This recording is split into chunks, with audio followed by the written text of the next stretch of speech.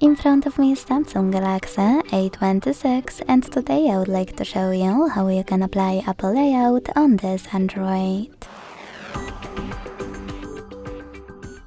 Begin by opening Play Store and getting free app called LauncherOS from Launcher Studio.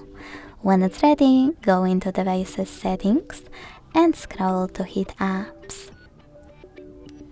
Now hit Choose Default Apps. Tap on Home app and apply Launcher Pro by clicking on it. Wait for the pop-up, choose Allow All and wait. As you can see, after a couple of seconds, my layout was successfully applied.